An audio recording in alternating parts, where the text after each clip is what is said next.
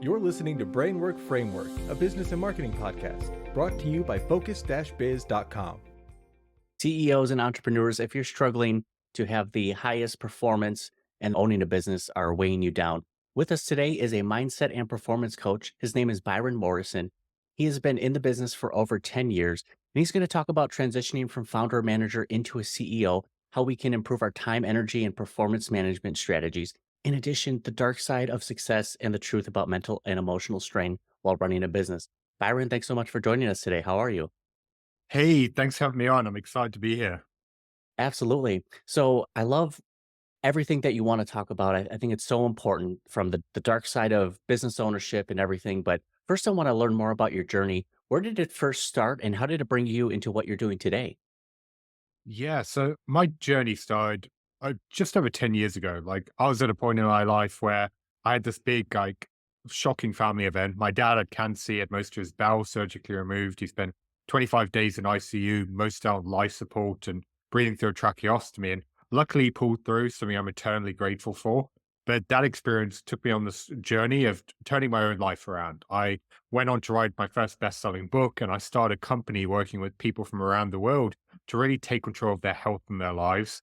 While I was really good at the helping people part, truth be told, I was completely in over my head when it came to running a business. I'd never managed a team. I'd never dealt with big decisions. I'd never had all these competing priorities. And I just became completely overwhelmed by everything that was going on. I remember just looking at my calendar with this feeling of dread over the fire that I had to face next. And I just got pushed to a point where I was burnt out and exhausted. And I knew that if I didn't find a way to turn this around, I was going to have to throw in the towel. And I didn't want to do that. So I'd made a decision to figure out, okay, let's figure out how I can actually become the leader my business needed. I started reading books, doing courses, getting coached and mentored on everything from psychology to mindset, high performance, leadership, managing people, like anything I could to really figure out what I needed to do to be effective in my role. And then at the time, I was working with a lot of entrepreneurs and business owners on their health and well-being.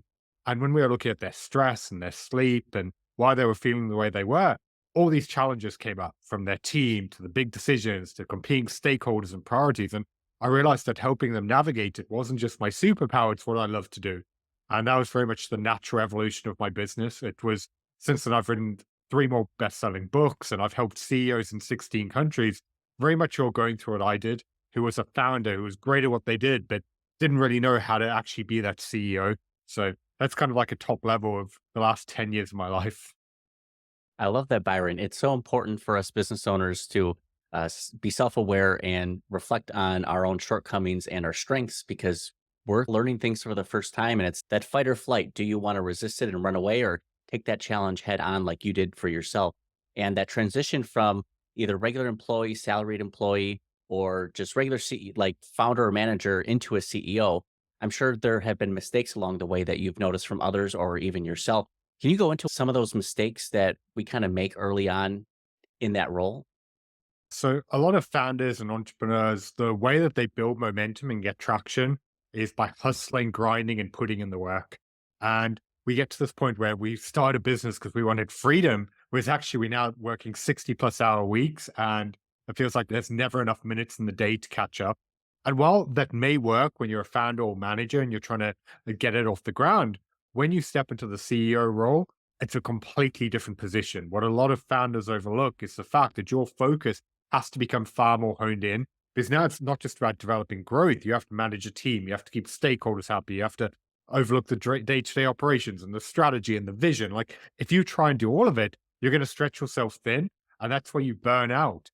And that's why one thing I always say in my books and to my clients is if you want to be a highly effective CEO, what you don't do is just as important as what you do. Because at the end of the day, there's only so much time and everything you take on has a cost. So you really need to figure out like, what is it that you're actually good at? What's your zone of genius? Where does your time have the greatest impact? And then you need to delegate and get off your plate everything else. That is so important for us to realize that we can't do it ourselves. There's only so much time available to us. And that's why we're building this team, right? We need to be able to figure out what tasks and priorities we need to delegate, what things we're going to take care of, like the big vision, the big picture. And I imagine that's where a lot of entrepreneurs and CEOs become the actual bottleneck within the business. They're not able to scale or grow because of the CEO themselves. Can you go into more detail about how we become our own bottlenecks? Yeah, it's exactly that. Like the reason why the CEO becomes the bottleneck in the business is because they're used to thinking like a founder where they had to be involved in everything. Now, if they try and do it at that next level, they're just involved in too many areas and they just can't keep up. And it's like there was one client I was working with a few months ago. Like he had a running joke in his office that the team knew that they asked for a decision or if they sent him something, they weren't going to hear back for at least 2 weeks. And he's just like, yeah, I know I need to change it, but the thing is, like, when it's your baby and you start the business, you want it done a particular way. And that's where you really get in your own head because you convince yourself other people can't do it as well as you. And that's why whenever someone comes to me and they're struggling with delegation, it's generally because of one of three reasons. Either they haven't hired the right team, in which case it's a foundational level. You need to look at your hiring practices or make big changes, or it's that they haven't given their team the opportunity to step up and prove themselves, or they haven't given them enough time to let them settle in. And if it's the other two, you've really got to accept people make mistakes. People need guidance and support. And yes, you might be able to do it better or quicker. But if you try and do everything, that's where you're going to fall behind on the tasks that only you can do. So it's really got about recognizing that great companies aren't built by one person. They're built by a team of people coming together, working towards a goal. Oh, absolutely. And for us as CEOs, entrepreneurs, business owners, we're trying to get to that next level. We want to attain our end goal. And with our team, we kind of experience this, it's our own baby. So we kind of want to have that control over what's being done. But oftentimes, once you empower people with the right knowledge, the tools, and you're able to communicate what your expectations are to the team, you'll be pleasantly surprised at what they're capable of and what they actually bring to the table. They can bring in new ideas, a different approach or strategies to a certain situation. And again, for us as business owners, entrepreneurs, CEOs, we experience burnout pretty often. We are just trying to reach that end goal. We get excited about an idea, we want to see it through, but that burnout can actually take away from our productivity. Are there any strategies we can use to kind of mitigate some of that burnout as we're trying to do it all? When burnout happens, like there's a lot of common misperceptions in this world about what burnout actually is. Because you see people who work really hard and then there's this label, they're burnt out.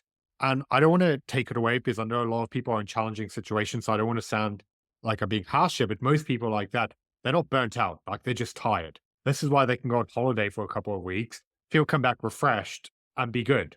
Whereas when you're a business owner and you've pushed for an extensive period of time, your stress, the long hours, the late nights, all of the overwhelm, that really takes its toll on your body. That's the point where 2 weeks off isn't going to help. Like you're going to come back and be in the same situation. So, really, to fix burnout, it comes with a combination of developing the right routines, learning to set boundaries, not just with other people, but with yourself, really being diligent with the work hours that you take on. Because a lot of the time, we're our own worst enemies. Like the pressure and expectations are self imposed. We convince ourselves it needs to be done now. So we overload ourselves. And then the other part of it as well is also reconnecting regularly with your goals, because it's really easy to get burnt out in your business when you lose sight of why you're doing what you're doing, which tends to happen when you just get stuck in the daily fighting and the grind. And that's why I always say to clients, like weekly, go back, remind yourself, why are you doing this? Are you doing things that are exciting you, that are bringing you joy? Because if you don't want to get up in bed in the morning, something's off. And if you don't get that, you're just going to burn out and resent your business. Absolutely. And I see this happen with many entrepreneurs and business owners where they get really excited about a project or an idea that they want to implement. They go really hard for in a very short amount of time trying to get this out. And then they end up making themselves tired or stressed out. And it's something we need to realize that sometimes these decisions and projects will take some time. They're self imposed. So we're only fighting against ourselves. And at the end of the day, we can only be as productive as our body and our energy will allow. And there's only so much time, there's only so much energy that we can have. Are there strategies that we can use to be focused and kind of perform at a higher level consistently?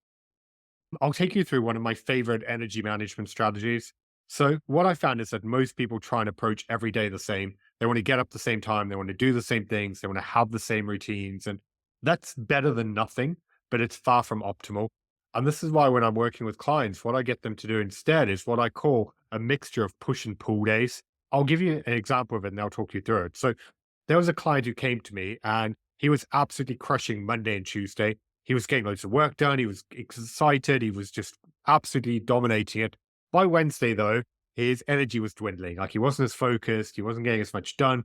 Thursday was even worse. Friday was a complete write-off. So essentially, he was having 2 productive days a week. And that was why I suggested to him that we try this push and pull strategy. A push day is a day where you go all out. You take on more work, you have higher bandwidth tasks. A pull day is when you step back. You focus on recovery, you take on less focus intensive tasks, and you allow yourself to catch up energy wise. So the way I suggested he did it was that he took a pull day on a Wednesday. I said to him, allow yourself to sleep in, have less focused intensive meetings, finish early, go to the gym, get a massage, play tennis, like whatever you want to do. And at first, he was really resistant. He was like, no, I'm CEO. I should be doing more, not less. Like he felt so much guilt over this idea of slowing down. I was like, just try it and see what happens. And he found that by slowing down on a Wednesday, he was able to come back in with the same level of energy as Monday and Tuesday on a Thursday and Friday. So he essentially went from 2 highly productive days a week to 4 because he allowed his body to catch up.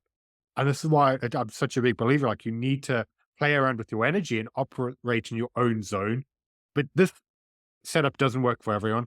Like if I use myself as a different example, like Mondays, for whatever reason, are my least energized days of the week. Like we do a lot of stuff on weekends. Like if I wake up on a Monday and I want to be creative and in the zone, it doesn't happen.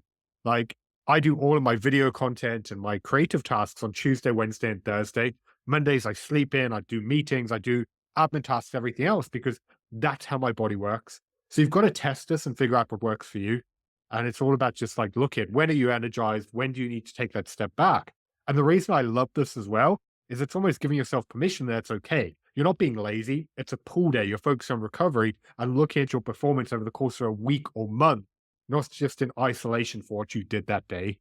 I love that you were able to share 2 different examples and just the strategy behind that because we do want to go hard. We want to give it our best. But as we talked about before, we can't give our best performance if we're struggling. The time that it takes and the energy to focus on certain tasks, ones that are less mentally demanding, we need to work that within our schedule and see what works best for us so that we can be more productive. That rest needs to happen. Same for working out. You shouldn't be working out twice a day for 5 days in a row. Your body needs that rest and recovery time to come back to hit the gym even harder. So it's something that us as business owners, we need to be mindful of. Now, I'm sure that plays a role into making better decisions. If we're more energized, more focused, more aware, can we make better decisions? When should we trust our intuition? Can this help build our confidence? Like short-term problems and like long-term priorities. How does that kind of balance out when it comes to decision making? So if you want to run a business, you're at times going to have to make very big decisions and you're going to have to know when to take a risk and when to really trust yourself. And this is why you've got to understand that if you look at the best leaders, the reason why they can make the tough calls is they think 5 steps ahead.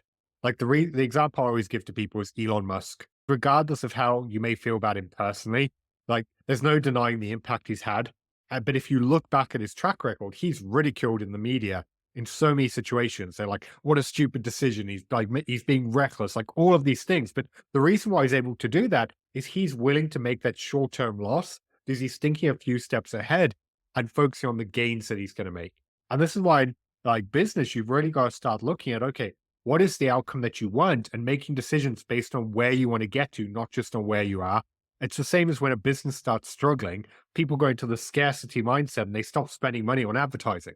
It's like it's the very thing that'll help them regain traction. And that's why it's like living in that scarcity mentality, you're always going to fall short. And that's why, like, if you're always playing not to lose instead of to win, you're never going to reach your full potential. And that's why, from a decision making framework, I always say to people, like, break it down. Like, if you've got a big choice, think of the consequences of the action you need to take, and then the consequence of that, and the consequence of that, positive and negative.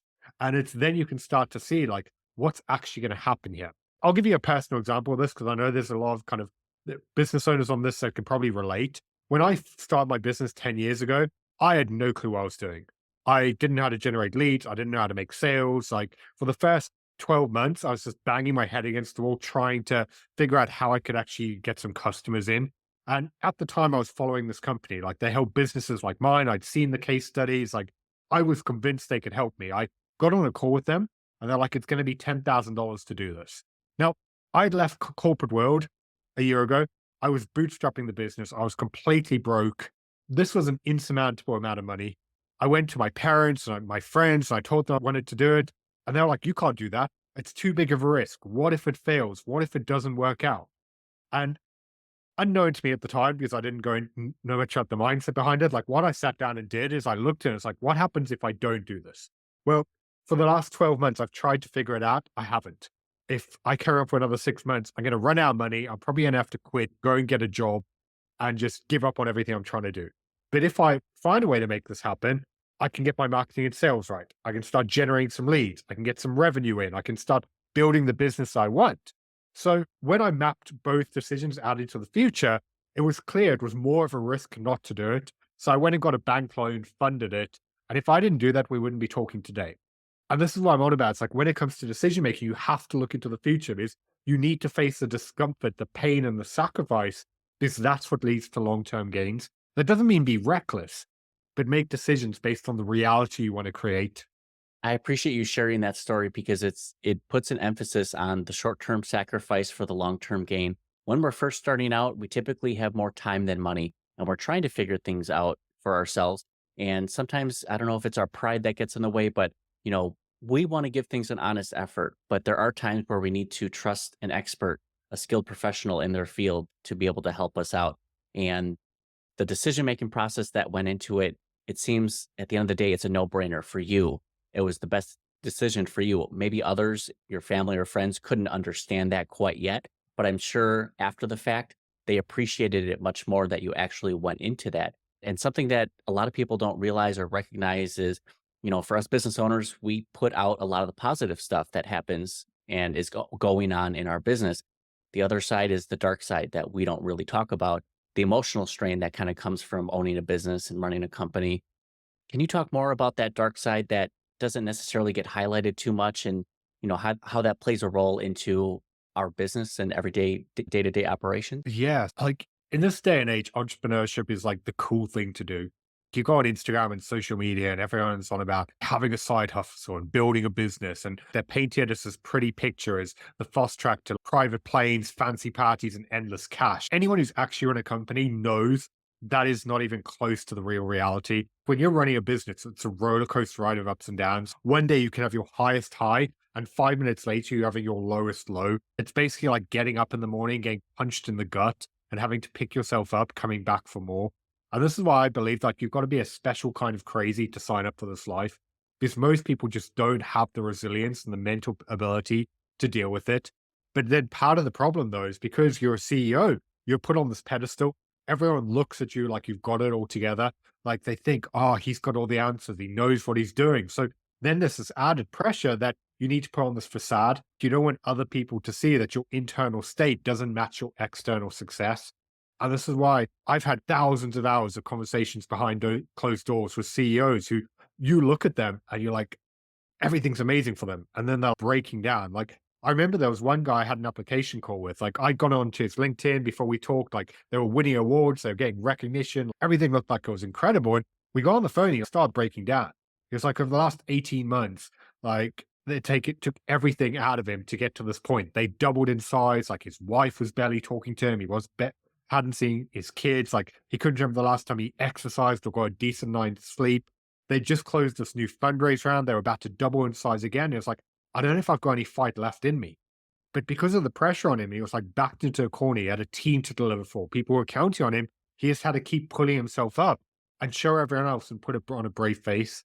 And this is why I've been so open, like in my content, talking out the challenges and the struggles and the stuff I've been through, because so many people think they're alone. Like they think they're the only one with these challenges, whereas actually this is something that all of us are feeling.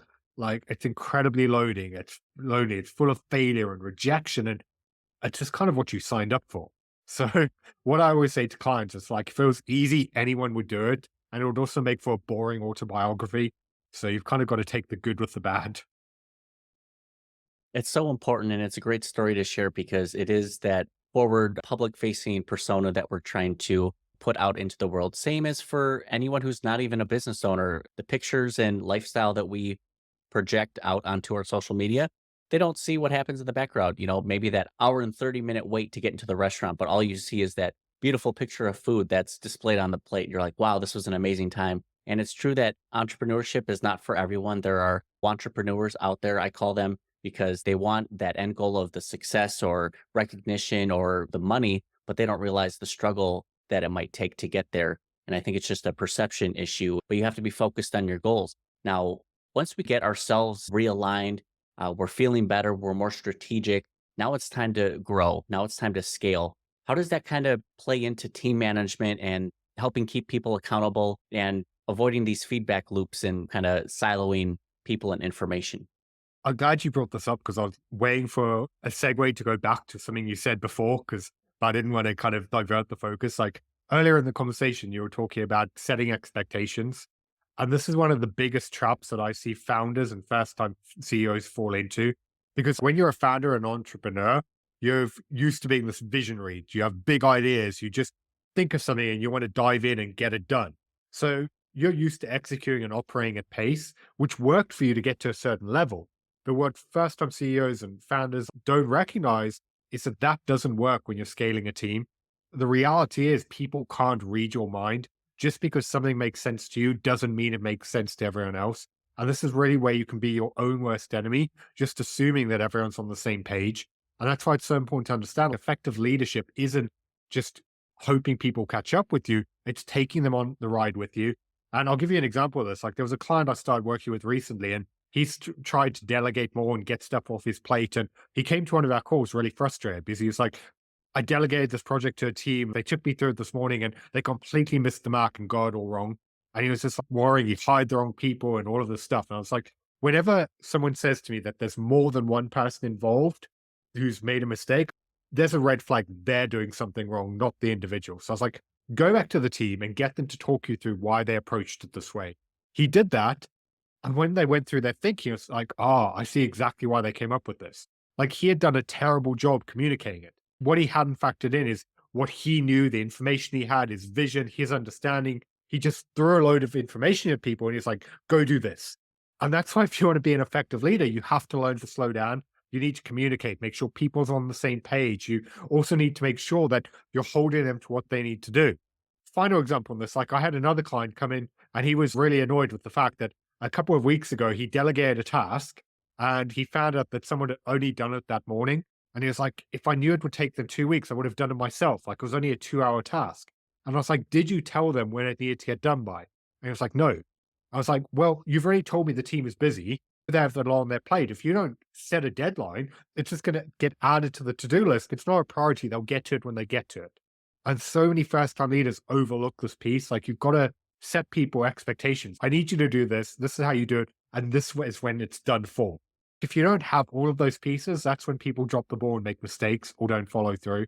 So you've really just got to slow down and think about it. What is it you want? And then how do you hold someone to it to get results? Absolutely. It's something that as we're trying to grow and build our team, we don't realize as CEOs or business owners, entrepreneurs, what foundational skill set or knowledge that each individual has. And we need to clearly communicate that as we try to grow. It's difficult hiring the right team, but it actually comes back to the CEO, the business owner themselves for not communicating properly. That's something that we need to look at so that we can be more effective when we delegate these tasks and then set those expectations. It's going to be important for our growth and our strategic vision.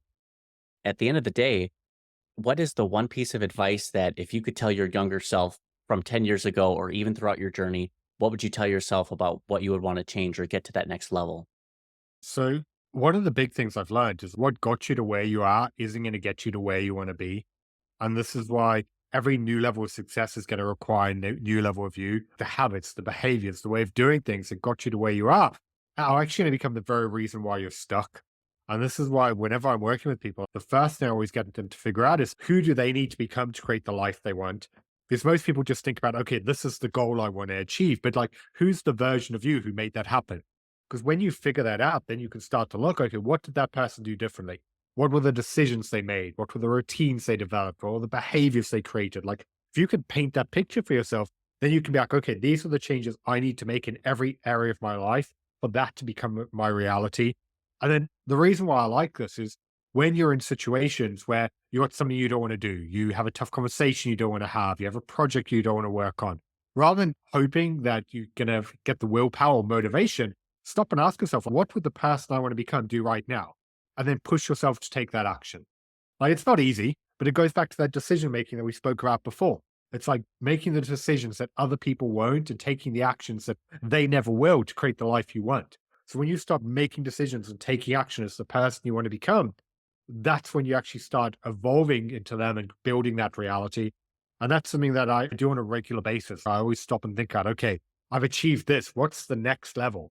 Based on that, what would the version of me who's achieved that do differently? What are they doing that I'm not doing right now? And that really helps me figure out, okay, this is what I need to be focusing on and putting my time and energy into to get to where I want to be. That's fantastic. Now, it's obvious and evident that you're experienced, you work with tons of clients and have all these results here.